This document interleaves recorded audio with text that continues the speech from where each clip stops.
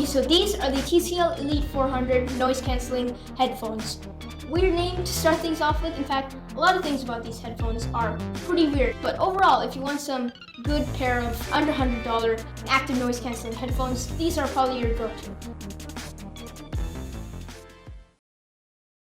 So design-wise, TCL nailed pretty much all the major components for a good-looking pair of headphones. But practicality, especially the button master controls, are not ideal at all. But we'll talk about that later. First, let's talk about the good parts. So the overall design is pretty solid. Everything from those smooth sides to the ear cups, all the way down to that nice looking tray color, which I'm pretty sure they copied from the WH-1000XM3s.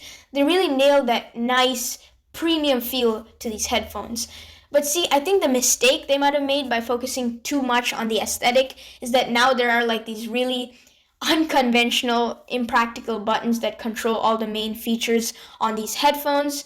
Now, usually other headphones have like these dials or a touchpad, but these buttons are pretty much flush to the side of the headphones and they look good, but it's really hard to press, and also they're placed in a weird area. So like when they're on your head, you gotta reach in random places to click the buttons. But if we look past that, let's just like see what the buttons actually do. So on the left side, we have a button to turn on the noise cancellation and also a micro USB port to charge the headphones. And the noise cancellation button is more like a switch. I'll talk about that later. And also on the right side, we have 3 buttons and a power button.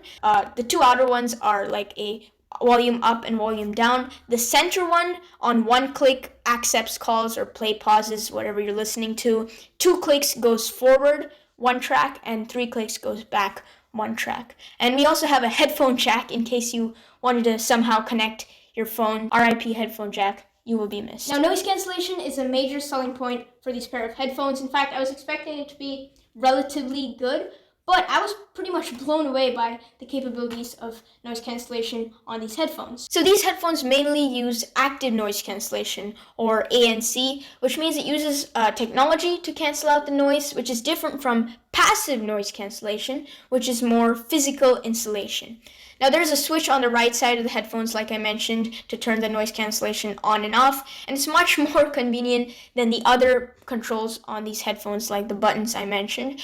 But then we move on to a huge problem I noticed while testing these. So when you turn on the noise cancellation, you get like a voice telling you it's on. So that means when you're listening to music and you turn on the noise cancellation, it doesn't stop the music and the voice plays over the music.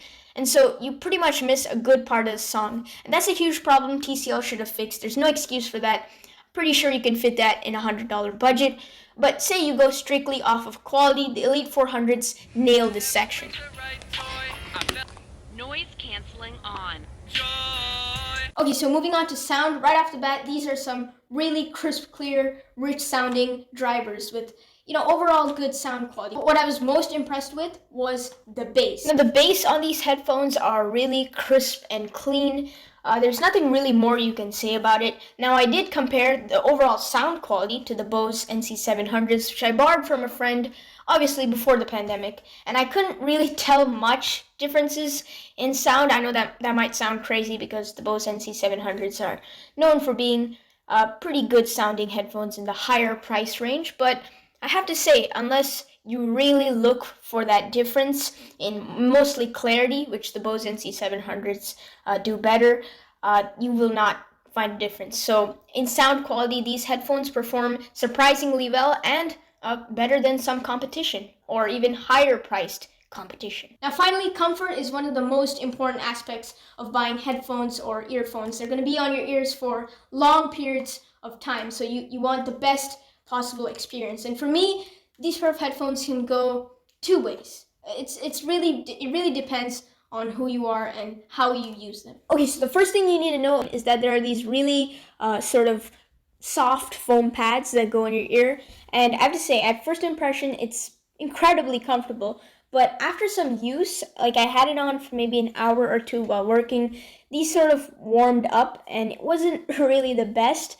So I guess that's the sacrifice you give for extremely comfortable padding at first. Usually the best performing headphones in this sort of comfort category are the ones that have like a mix of decent padding but not too thick padding, so that it stays in between and can stay on your ears for long flights and stuff like that. Now these headphones, you can use them for long periods of time, but if you're going on a 10-hour plus flight, I don't recommend these. And then not to mention the top band that goes over the top of your head is not at all comfortable. It's a mix of plastic and foam, and it hurts your head after less than 30 minutes. So comfort isn't a main focus point for TCL. At least they didn't put bad materials. It's just that it wasn't well structured. Now, I didn't want to put this next part in the design section because it would severely discredit what is already a pretty nice design, but the overall build quality of these headphones are absolutely garbage. I have to say that.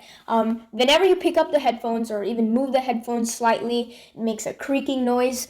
The switch, that noise canceling switch, doesn't always go all the way, and it kind of gets stuck in between. I know these are cheap materials because of the $100 price range, but immediately you'll notice that these are pretty cheap headphones build quality wise. But if you look at it from more than 2 feet away, you could easily mistake these for some really high quality branded headphones. So don't worry about other people looking at these. If they come and try taking it and using it, then they might notice, but other than that, these should be fine. But back to comfort, these can go two ways for you, like I mentioned. If you use headphones for hours and hours at a time, and that's the only time you use it, I do not suggest these at all. Like, that's not going to work for you.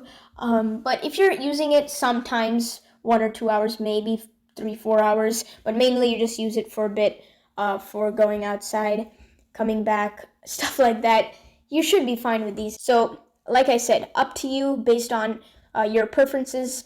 But yeah, that's it for the comfort. But that pretty much wraps it up. If you're looking for some good under $100 active noise canceling headphones with pretty good sound quality, you might want to pick these up at Best Buy or wherever. I'll link some links down below. I'll try to find the lowest price you can get these at. And also, if you want something a bit more than this, a bit more premium, you might want to pick up the Surface headphones too from other places. You can get them at a pretty good discount these days.